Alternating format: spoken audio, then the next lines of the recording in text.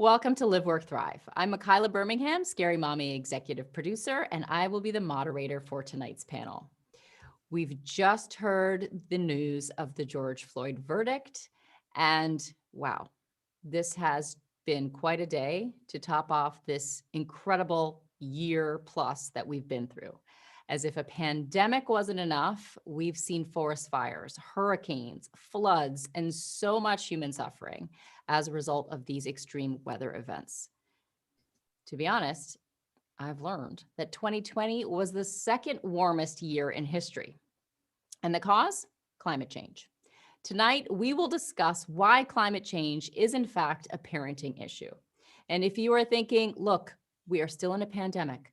I have a toddler who hasn't left the house in a year and I'm just trying to make it through the day. Don't talk to me about greenhouse gas. Girl, I feel you, okay? It's been a hellish. Yet, if there was ever a time to believe in scientists, now is the time. So tonight we have partnered with the Science Moms to talk about what we can do as parents to make an impact on climate change. The good news is that climate change is fixable, but the time to start fixing was yesterday. With that in mind, we will cover how climate change is changing where we live, work, and play, the positive steps being taken now to combat climate change, the connection between climate change, environmental burdens, and race, how to take action even if you have no time. Let's meet our panelists. We have Somini Sengupta. Somini is the international climate reporter for the New York Times. Through her reporting, she tells the stories of communities and landscapes most vulnerable to the effects of climate change. Her book, The End of Karma, Hope and Fury Among India's Young, was published in 2016 by W.W. Norton. Thank you for being here tonight, Somini. Thank you for having me. And also with us is Dr. Melissa Burt. Dr. Burt is a research scientist in the Department of Atmospheric Science at Colorado State University and the Assistant Dean for Diversity and Inclusion in the Walter Scott Jr. College of Engineering at Colorado State University. Melissa's research focuses on Arctic clouds, radiation, and sea ice, as well as climate change. Thank you so much for being here, Dr. Burt. Thank you for having me. Before we get started, I have a few quick reminders for everyone out there watching. You can submit your questions in the comments wherever you are watching this show tonight, and we may feature your question later on in the show, so stick around. And also join our mailing list so you don't miss out on any of our virtual events. Visit scarymommy.com/liveworkthrive to sign up and stay in touch because we are still in a pandemic, folks, and you should have no plans, right? All right, let's get into tonight's topic. So Mother Nature is the OG mom, and she is not happy. Extreme fires, storms, temperature shifts are happening before our eyes, and they're not natural. 99% of scientists agree that climate change is caused by humans, and we must take action yesterday to reverse this trend. I want to start us off with a video that puts climate change into perspective for those of us raising kids. Let's take a look at this short clip from Science Moms.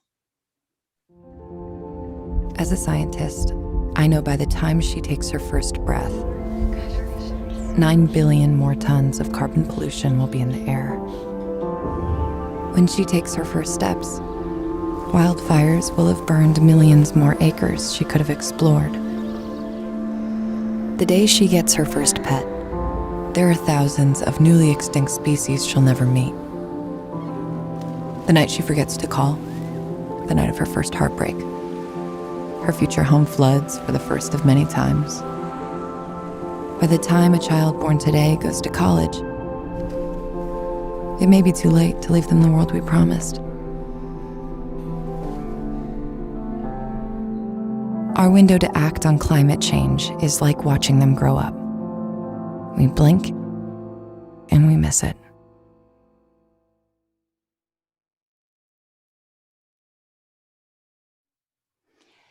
So that video is really powerful. As moms, I think it hits home when you think of all of those milestones that you want to enjoy and share and hope to see your daughter or your son experience. And when you put it into that, direct connection, it's really alarming. So Dr. Burt, where are we today in terms of climate change? Give us some context on sort of the state of where we are right now. Yeah, thanks, Michaela. And that video gets me every time. It's like a little gut punch of it to think about the life of your child and it being disrupted or impacted because of climate change. So, the state of climate change, it's real, it's happening, it's human and caused. And I think what gives us hope is that it's solvable, as you mentioned in the beginning, right? We have the expertise, and it's not just believing in scientists, it's trusting scientists, trusting us with the information that we're providing, very reliable information to all of you out there. We've been doing the research, we've been studying what's happening and just the impacts of climate change. We've yet to see what's to come, which can be scary at times to think about in that way. But it's a global problem and we have global solutions that are out there. We just have to take actions now. So, it's we have a lot of work to do. And I think just by having this sort of conversation really gets other people, other moms to know that we all have a collective role in tackling this huge, huge issue. For sure. So, Samini, as a global climate reporter, you have traveled the world. I always love to listen to you tell stories of, eating this fabulous meal in this place and, tasting this from somewhere else. I can only hope to maybe visit one, hopefully one day we'll go back to plains, right? But tell us, in your travels and in your reporting globally, what is one thing that stood out to you as a very stark impact of climate change? Maybe one sort of scary sign that you've seen or experienced, and one thing that was encouraging. Yeah, I mean, I've really come to see climate risks not as a future risk, but as a now risk. Heat waves are more intense and more frequent. And I can tell you, when I go to places that are already very hot and very humid and temperatures are like, where I feel like I am melting, to be in a place like that when they're in the middle of a heat wave can be absolutely just very, very stark. I'll give you an example of a story that I did last year. I went not very far. I went to California, to Central California, to write a story about farm workers who were exposed to really high temperatures, to wildfire smoke, and because it was last year, they were also exposed to pandemic risks. They were getting up in the middle of the night to start being out there in the fields before the sun came up, so that they could work for a few hours, making hourly wages, because by 10:30, it was just impossible to be outdoors anymore. That hit home very directly for me because, they were harvesting the cherries that we eat, the watermelons that we were eating that summer.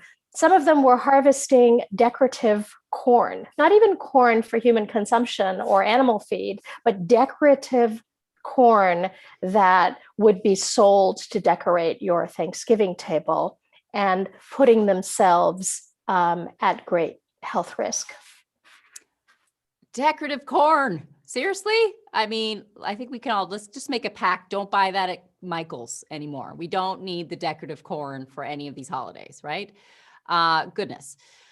That is a stark visual to imagine waking up in the middle of the night just to avoid the sun.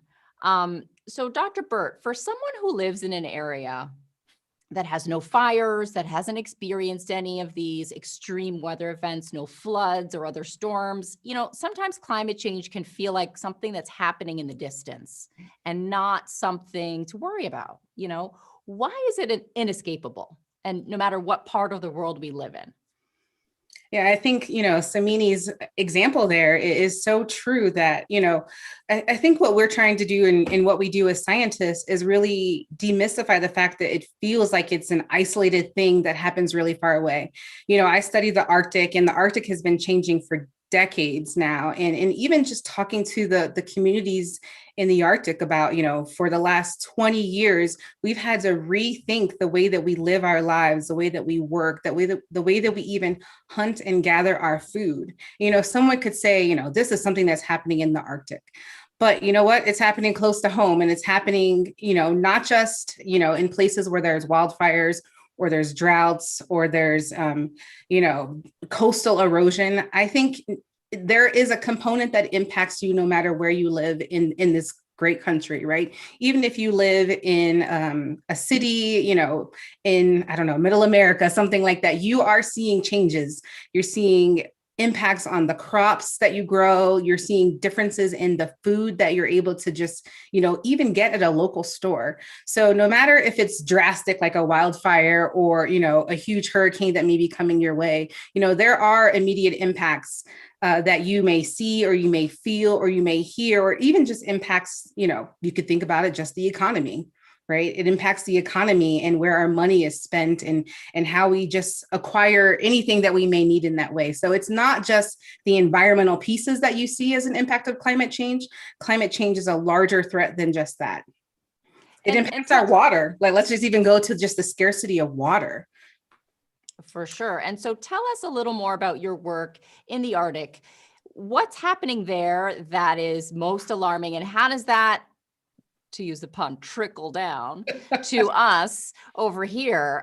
Because, people are like, oh, well, it's the Arctic. How's that affecting me here if I'm living in a city or a suburb?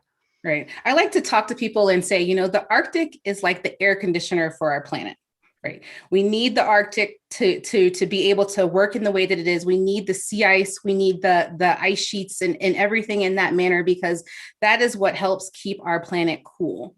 But if the sea ice in the Arctic tends to disappear or continues to disappear and melt, and we have, ice-free summers, that amount of energy that is typically reflected out. So I think about sea ice as a mirror as well. It's a mirror to our Earth, right? And it reflects the solar energy that comes from our sun. And if it's not able to reflect the energy in the way that we need, our planet is going to continue to warm up. So things that happen in the Arctic affect us globally. It affects us completely here in the United States.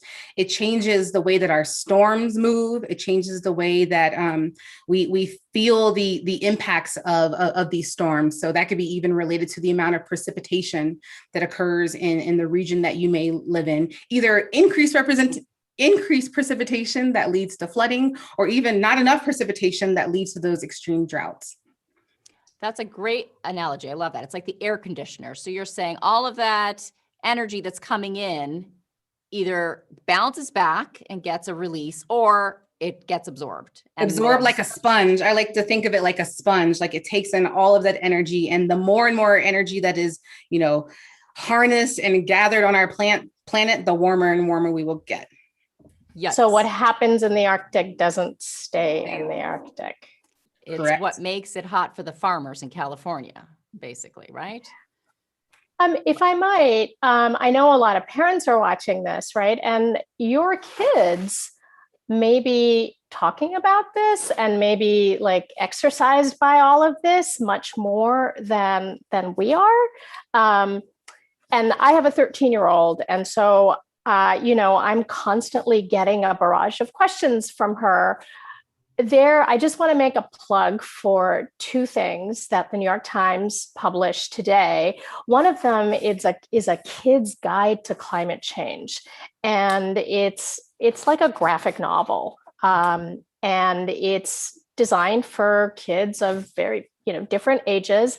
And what I think is really remarkable about it, and this is the work that my colleagues have been now doing for a long time, it shows you that, it can get really bad, but it can also get much better. And we have a choice. We get to decide. It's not like preordained, right? We get to decide. So there's that illustrated kids guide, which I think is really useful. And there's also a guide for grownups, also published today, that has explanations of what scientists know and how they know it.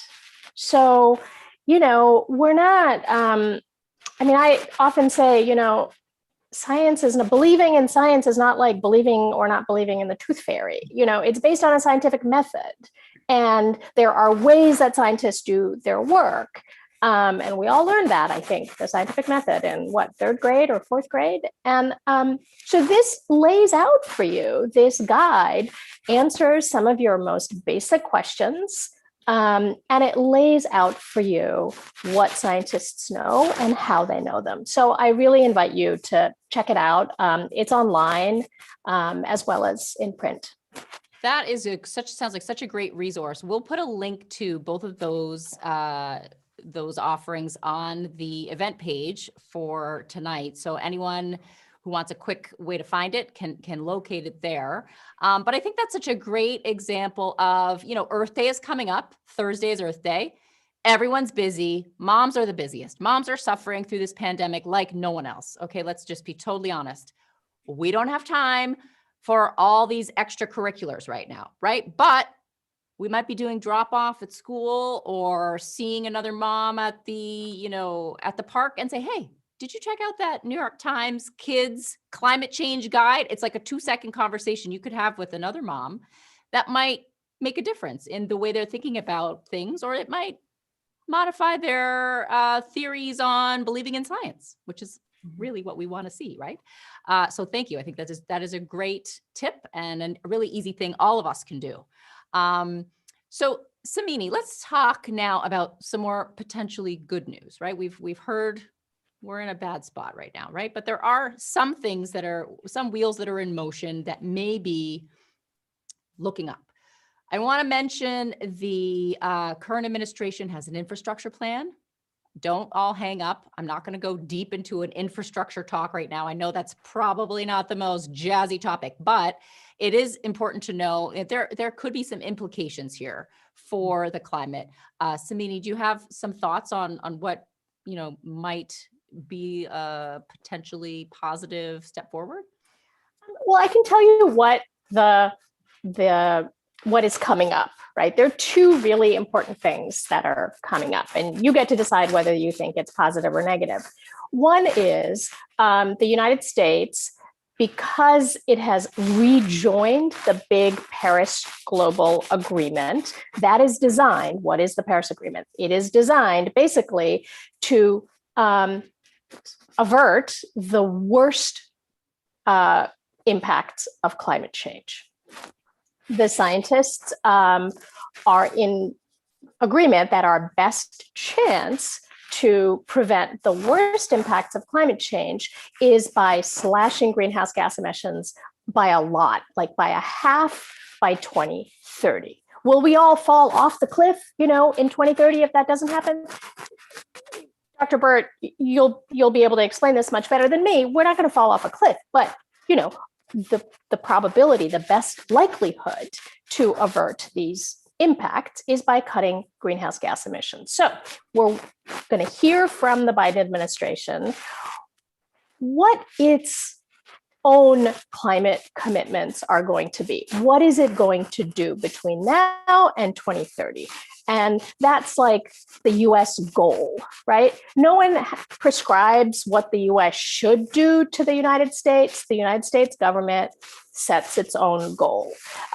One was set by the Obama administration. Then President Trump pulled out of the Paris Climate Agreement, so that goal was out the window. And now that the United States is back in, under the Biden administration, now comes a new goal. We're going to hear about that very soon, in a couple of days. Now, the second thing that's going on is that the administration has proposed a big package, this infrastructure package. How does that matter to you? Well, in one really big way. There is a lot of proposed money for public transportation, for subways, for buses, and for rails. So the test for the Biden administration is, can it really, for the first time, pump a whole lot of federal money into public transportation, rather than what federal money has long gone to, which is to build roads, highways, that interlocking set of freeways that you see. I grew up in Southern California, so that's where a lot of taxpayer money has gone to. So this is a proposed piece of legislation, and we don't know how it's going to go. But the proposal is $85 billion over 8 years for public transportation and another $80 billion for trains. So that's what's coming up. That's what we can keep an eye on. And of course, the infrastructure package will rise and fall depending on what Congress wants. Right. And what I'll add actually to that, if I may, is thinking about the infrastructure bill. I was, in reading, yesterday and today about this, I've been thinking, the infrastructure bill looks at sustainability. It looks at resilience. How can we prepare for and recover from different disruptions, specifically like climate change? What else can we do as it speaks to kind of equity and inclusion as well? So even though it sounds like just infrastructure, that old kind of version of what we mean by infrastructure, it really benefits the people of the country in a certain way that I think will be different than what we've seen in the past, and really gets us to think about, yes, climate change, but also equity and inclusion from that standpoint as to who has access to these transportation components that you were just saying there, Samini, and also, are we creating an environment that is really equitable and just for all people? So I just wanted to put those points out there because I think that that's really important, that you may not see, if you're not diving into the deep components of what this potential thing may look like. Yeah, and I think that's a great segue into the question I had for both of you about the COVID crisis, because I think that has laid bare so many of the inequalities that have existed in this country and globally. Low-income communities of color are most vulnerable, and very, very much like they are with the climate crisis. Do you think COVID and all the attention, obviously, that's been devoted to recovering from this pandemic, is a distraction that might further delay action around climate change? What do you think, Dr. Burt? Sure. It's interesting what we've seen, or what I've seen, at least from the COVID disruption, is that we see what happens when there's inaction. When we don't do anything about the issue at hand, how even more treacherous it can be for all people. And so one of the things that I hope that people in this country have learned is that we need action, and we need action now. So yes, it may have been a disruption to the industries around transportation, and we've had less airplane travel and all of those things that we love. But what it really showed was that if we continue to wait and not do anything, that really later is just too late. Like, we have to work on it right now. And, the other interesting thing that I've seen with COVID, a lot of people are saying, well, because we have had less activity, related to travel, we've seen, the daily amount of carbon dioxide or carbon pollution in the air go down. But what people may not know is that we actually reached the highest level of emissions in the atmosphere on a monthly rate. It's the highest that it's ever been in recorded history, even though we were in the midst of COVID. And I don't say that to be, scary and to really change things, but I think, it really speaks to the fact that we have to be urgent and we have to do something now. And how can we really use our voices to advocate for action to our local, our state, our national elected officials, that we have to see policies. I just want a policy, right? I want a policy that's going to help us be net zero, more renewable energy in a way that will help us make this threat not as bad for the future of our children, even my grandchildren that hopefully don't come for a very long time. For sure. I mean, I think, what you said is so key. We need action, we need policies, and we need unity, right? I think one example that just was so telling for me was when we're thinking about the COVID crisis, we're seeing countries in geographic proximity to each other. Germany is an example of one where, they know what's going on over there. Like they have their act together. They could have went about the whole vaccination process alone, but they decided to partner with the bordering nations to have more of a coordinated strategy because of all the interconnectedness. It would make no sense for the economy and for all of the other, inflow and outflow of people and resources and goods to try and just, be in a silo. So, Mini, do you think that's an analogy for climate change? Like, will we even hope to make a dent if we don't take a unified approach? I mean, I think there are at least three parallels that have become clear to me between COVID and climate change. One is the scientists did warn us about the risks of a pandemic. Policymakers did not prepare. Two, as you said, the pandemic lifted the lid on the underlying inequities of our society. Climate change supersizes that. If you are vulnerable, you are going to be all the more vulnerable to climate change. I did a story last summer about heat waves and people living with extreme heat around the world. And I interviewed a family in Houston, and they lived, in a mobile park home, in a mobile home. They were, mindful of their bills. And so they restricted when they would turn on their air conditioner. They restricted even how often they showered because of the water bills. The family was under, really dire economic straits because of the pandemic. And so all of the other vulnerabilities that they faced really just got sharpened by the heat wave.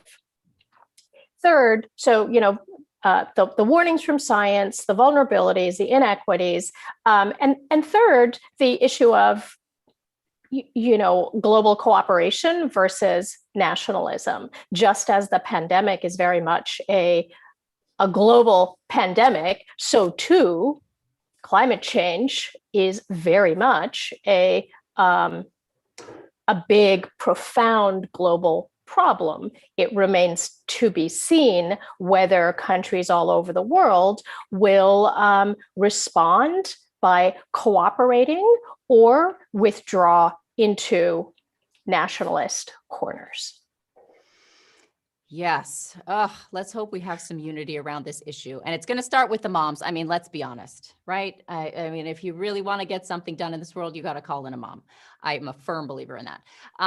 So Dr. Burt, tell us, I want to debunk a misconception that sometimes you hear swirling around. And that is the theory that suggests that climate change is just a natural phenomenon. It's like a natural cycle. Things get a little bit hotter and then everything goes back to normal. The sea level rises and goes back down, all of that. Thinking of some family members who have the same theory. What does science tell us to disprove this theory? Yeah. Break it down for us. Yeah, I hear this so much. This is when I used to be on an airplane, what people would say to me all the time: climate change is a natural phenomena. And what I say is that, yes, there have been ebbs and flows in our climate over the history of the earth. But what we're seeing today, the change in the climate that we are seeing today is nothing like what has happened in the past. The escalation of temperatures since essentially the Industrial Revolution has never been as great as it is right now. And so that's the difference. Like, it's humans, it's the burning of the fossil fuels, it's, the burning of, coal and gas and all of those things that are adding up and putting this pollution blanket around our earth.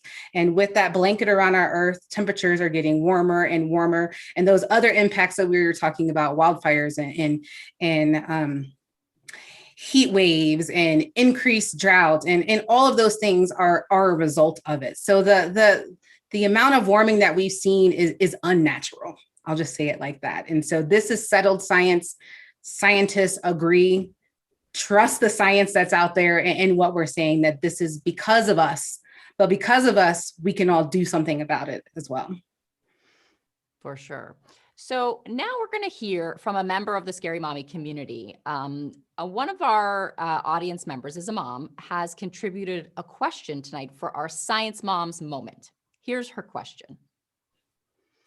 When my kids watch the news about forest fires, they get very nervous. They are starting to connect the dots with climate change. How do I keep them hopeful, but still tell them the truth? That's a tough one, because with all the news that we are hearing with greater frequency, it's tough. It's tough to explain it to our kids, but at the same time, we need to have these hard conversations with them. Samini, as someone who works in the media. What is your advice for, this mom who, wants to have a hopeful yet truthful conversation with her kids? I defer, as always, to the scientists on this question. And what I hear from scientists is that the future is not preordained. It matters what we do. Yes, it mattered what we did, 10 years ago and 20 years ago, but it really matters what we do right now. And the next 10 years now, the next 9 years are really a pivotal decade. So in some ways, our power may be magnified because what we do really matters. What we do as individuals, what we do as as family members, as members of communities, as voters, as buyers of things, makes a real difference, can make a real difference. Dr. Burt, what would you say from the scientist perspective? How do you make your 7-year-old understand that humans cause this, but there is still hope? Yeah, and what I would say is that we all have a role in that hope component of it all. And I think, any anxiety or fear that we may have of what's to come, I think that should just fuel us to want to do more. There's, as Samini talked about earlier, there's the New York Times publications that came out, but we have lots of different books and resources on our sciencemoms.com website that really helps you talk about those issues in a way. And I think if we learn together, we read books to our kids every single night. And maybe we just choose a book that would really give them inspiration to talk about it and to want to talk about it with their friends. I think our voice is our power, right? And as moms, we will do everything to protect our kids and protect our kids' future. So I would say, even to parents, don't be afraid to use your voice. We have so much, and we may be tired, and it may be hard, and it may be we have no more energy and there's only 24 hours in this day, but we know how to grapple up, come together, and make it happen when we need to make it happen. So use your voice, talk to your friends, talk in your mom clubs, talk in your wine clubs, whatever you're talking in. Let's talk about climate. Let's talk about climate change and what we can specifically do about it. And really just, again, advocate at every single level, whatever makes you feel comfortable to do that. I think it's important that we think about, what works for you and your family. Right. So how do you have these conversations with your kids? How do you have it with your partner or your spouse? And how do you really just share? And we have to talk about the emotion. If we don't talk about the emotion, and if we hinder our feelings and our thoughts in it, then it won't be successful in that way. So we have to bring our full selves into those moments to have those conversations and truly just advocate in a way. And I'll say one other thing on our sciencemoms.com website, if you're too afraid to call Congress or your senator or whoever it may be, we have a letter that is ready for you to go. Just fill in your information and you hit send.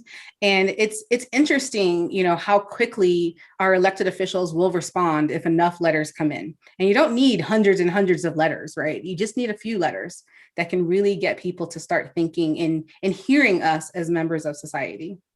And that's something it sounds like you could do with your kids as well, have them help you write the letter. I also love, having two moms on this panel tonight who are, out there informing, raising awareness. And I think it's inspiring when we talk to our own daughters about the role of women in science. I think it's, just another example of, if we are concerned about these issues, we need more women, we need more girls to get interested and get inspired and take up careers in STEM so that they can be, because they will be the ones dealing with, the results of all of our actions up until now. So I think it's just another great positive spin on our current situation. So But let's talk can about I solutions. say Sure. one thing? I think Sure. sometimes because we're afraid, or some people are afraid to talk about something that is so divisive, that's so controversial. Actually, the public opinion surveys in the United States finds that a vast majority of Americans accept the science. And a vast majority think that the government should be doing more to address this problem. So those who absolutely reject the science is a pretty tiny minority of Americans. It's dwindling. Well, that's good to hear. I mean, but I think that should give us the confidence to talk about it more. And it's not it can't be a taboo subject anymore, because we're past that point, and we need to have more of these open conversations. That is a great piece of data there. So we've talked about how this is solvable. And now let's talk about how to do that. I want to break down some, problems and solutions in a way that is relatable to all of us, especially when many of us have been staying local for the past year plus. So let's talk about solutions and challenges from the perspective of where we live, work, and play. So if we start with where we live, Dr. Burt, what are we seeing in terms of the biggest impacts locally?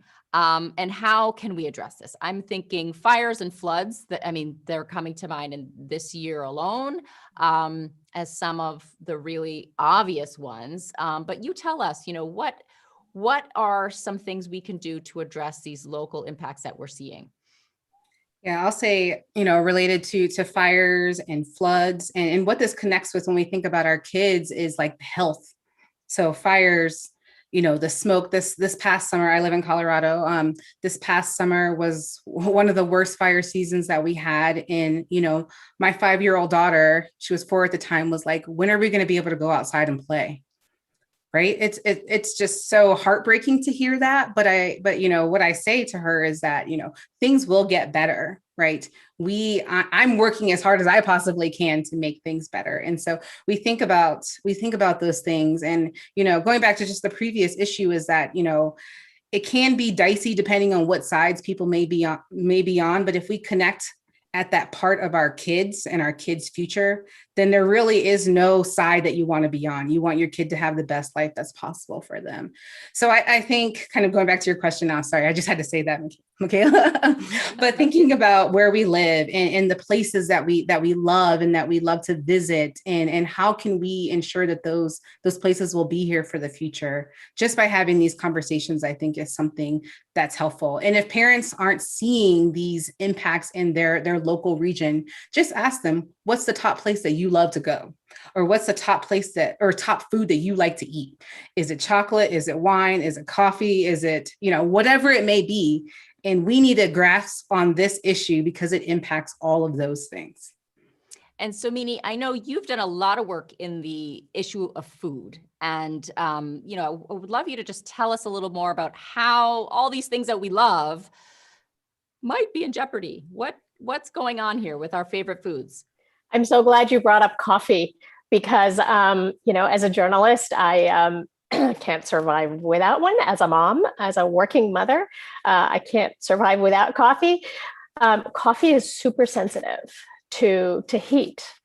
And the researchers are increasingly finding that the places where you can grow really good coffee are changing and shrinking because of heat. Coffee is like sort of a delicate wallflower, apparently, of a crop. So it needs, certain temperatures. And when it gets really hot, it just doesn't do very well. Wine is certainly feeling it. Another essential item for a working mother. And there are places, particularly in the Mediterranean, where not only is it hotter, and not only is it hotter at night when some of the grapes need to cool down, but I've heard this from both wine growers and olive growers that the rains are no longer really predictable as these crops are used to. So it's become harder, and it's becoming much harder, quite worrisome for for both wine growers and olive growers. Of course, in California, the wineries definitely felt the impact of the wildfires. And just to circle back to the story I was telling earlier, the people who grow our food are very much feeling the impact of heat, fire, and the health hazards that come from that. Yeah. The other, if we want to move off of the land, even just into the oceans and thinking about, the seafood industry, right? The seafood industry is having significant impacts on, on their production in a way. I think I was reading, close to 3 billion people get their protein from our oceans.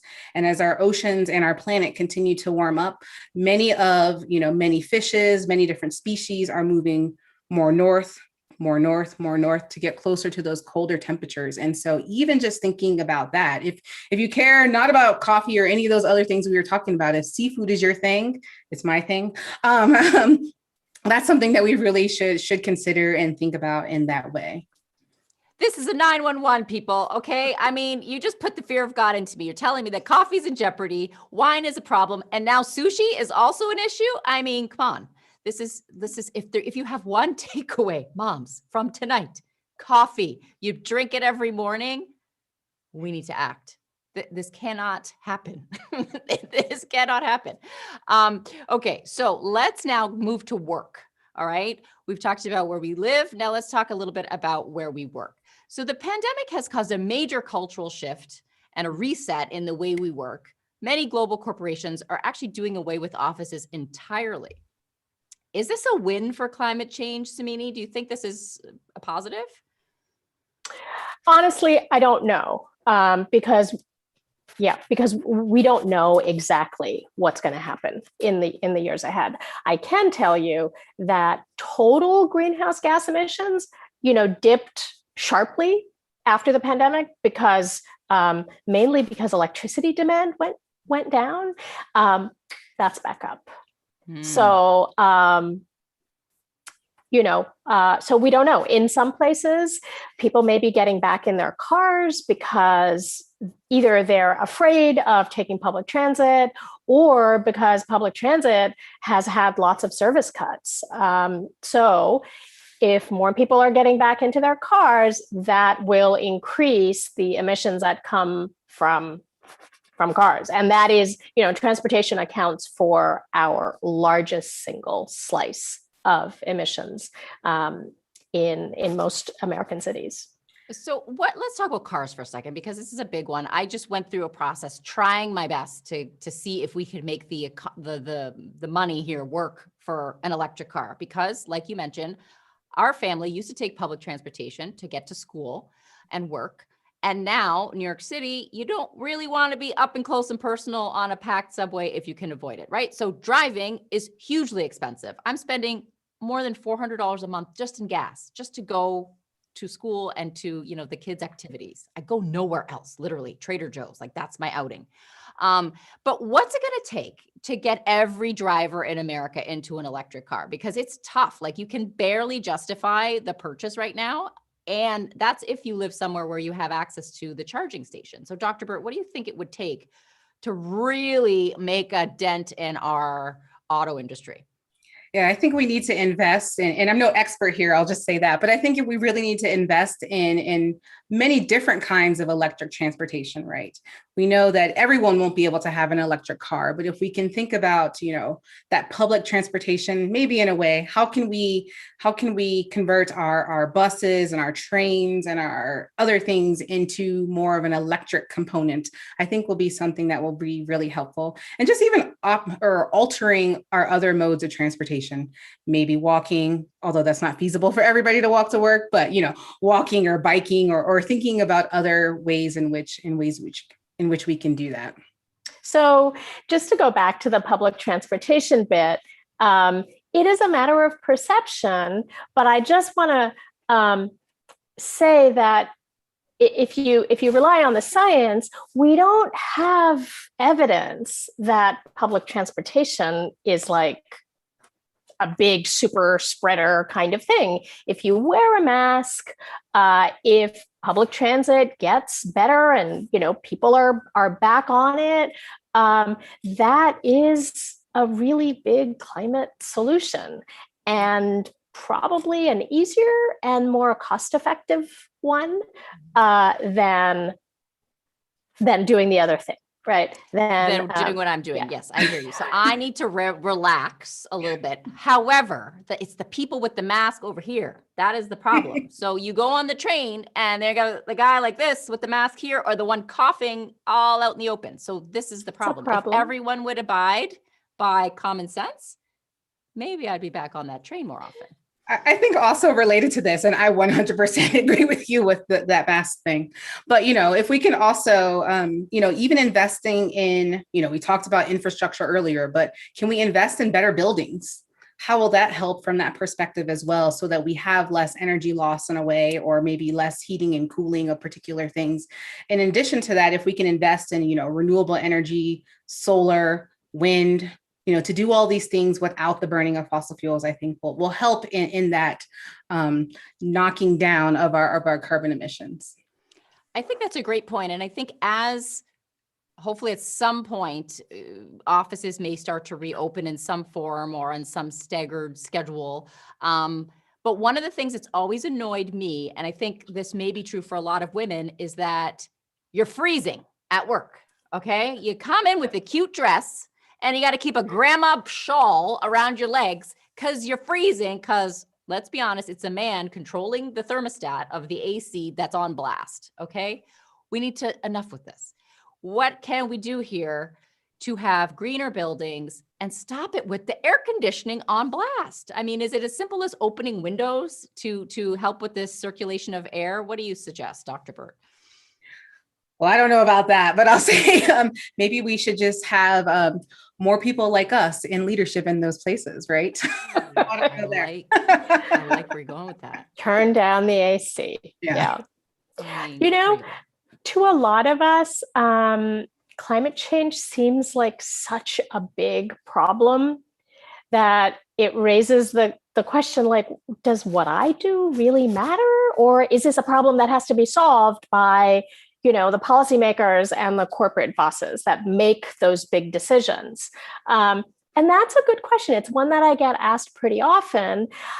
To me, it's hard to separate one from the other, really, because the more you learn about it, the more you may be persuaded to both change your personal behavior in everyday ways, but also to find out, well, what are the local laws and regulations that might impact how easy it is to get solar in my community? Or, what's my city doing about expanding bike lanes and making them safe? Not so that I don't, like bike lanes in New York, I'm that auntie like screaming, at the cars parked in the bike lanes.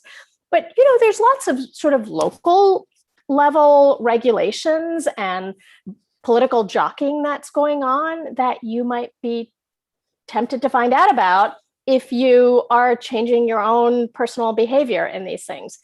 The local utilities commission, the city council, your state legislature, and Congress are working on all kinds of things that might impact you and your family and your community on the issue of climate change. On the sort of individual tip, there are a couple of things that really, really matter. One is deciding what kind of a car you drive, or whether you drive a car at all. Two is, how much food do you throw away? That is a big one. And it's kind of painless, to reduce food waste. It you just have to kind of plan better, shop better, and maybe even like talk to restaurants that you go to about like what steps they're taking to reduce food waste. And three, what was the third? I had a good third one. Well, what Dr. Burt was saying, talk to your neighbors, talk to people in your community, and try to figure out, what kind of a community do you want to live in? And talking to your neighbors matters for the other big reason. If there's a extreme weather disaster that strikes your community, God forbid, you want to know your neighbors and you want to be able to help each other. That might be like something really practical that you can do. And finally, of course, the power of your vote. And I was going to love those say, tips.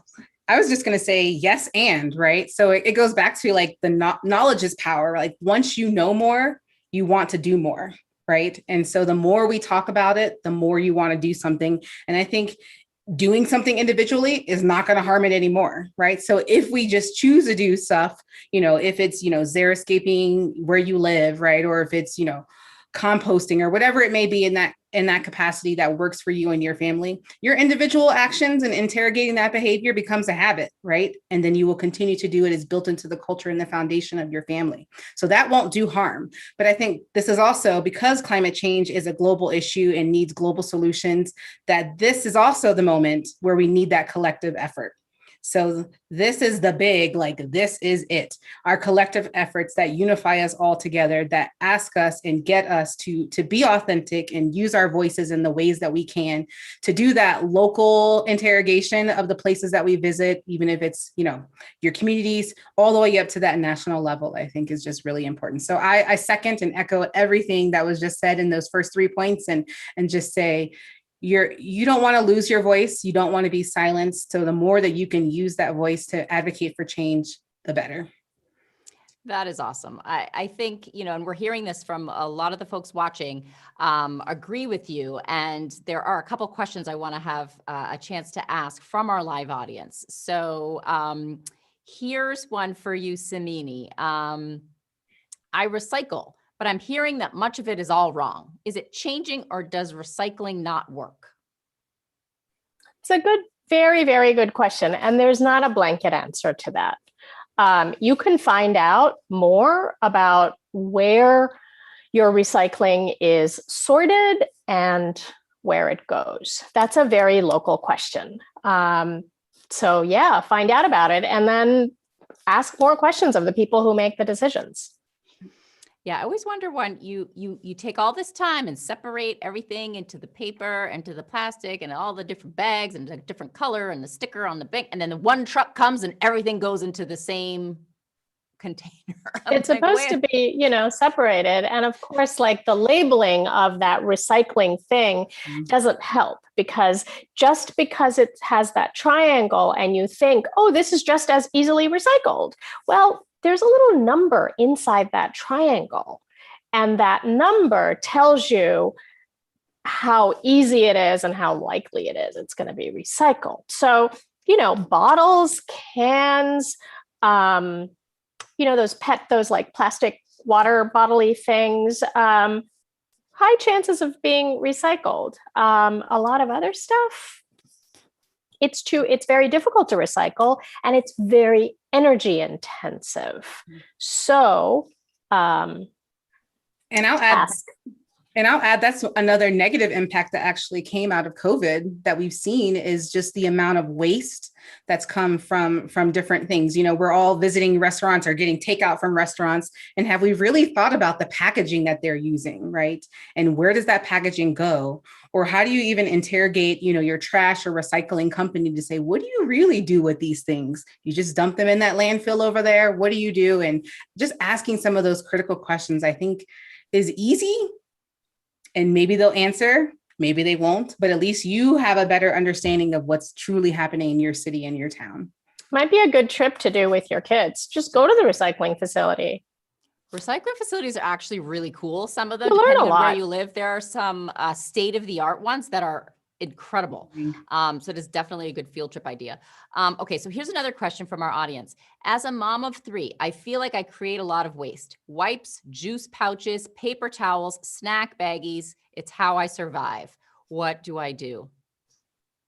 Dr. Burt, what are we doing here? I'll say, sometimes we need the ease of certain things to make life better when your kid is crying and all you need to give them is a juice pouch, right? And so I think figure out what works best for you. If you can substitute one of those items for something different, sounds good to me. Makes sense. Makes sense. Okay, so we are talking. You've given us some great tips of individual ways we can all take action. I just want to now give us a little quick humorous clip from the Science Moms, which I think is really inspirational because it uses humor to remind us how important it is to talk about climate change using your outside voice. Let's take a look. Jaden, get that out of your mouth! Put your pants back on! Where are your shoes? We need the outside. I don't know what I'd do without this park. So when I hear climate experts like the Science Moms say that the outside will be vastly different in much worse ways for my children, Well, I don't like that. That's when I start using my outside voice even if I'm inside. So use your outside voice to tell Congress why you're worried about climate change. Let's protect our kids' future. Later's too late. Later is too late. I love that. I love that these moms are like, all ramped up and using their outside voice.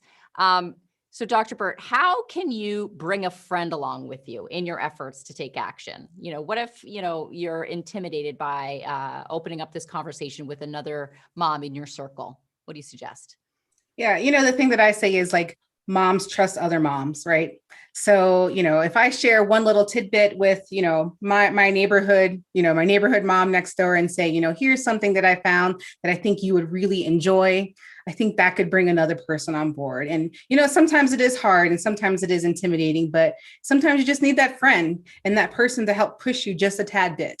If it's not your mom friend, it could be your daughter, right? Like many teenagers, as we were saying earlier, really want to see what we're doing and how we're going to act. And so I would say share a little bit of news, share a podcast, share that video, right? We all use our outside voices at the parks, telling your kid to stop, come back over here and do that one thing. So I think, sharing fun humor is also another way to bring, other moms on board. And so Mimi, as a working mom who's busy, I think you can relate certainly to this. Sometimes it just feels like we're just trying to get through the day, and then you throw in virtual learning and the Wi-Fi is going down and all of this. How do we do our part for climate change when we're struggling to keep up with everything that's on our plate? The only thing I can say is I try, and I know a lot of my colleagues try to meet you where you're at and to offer you information that's credible so you can understand a little bit better what's going on around you and what you can do about it.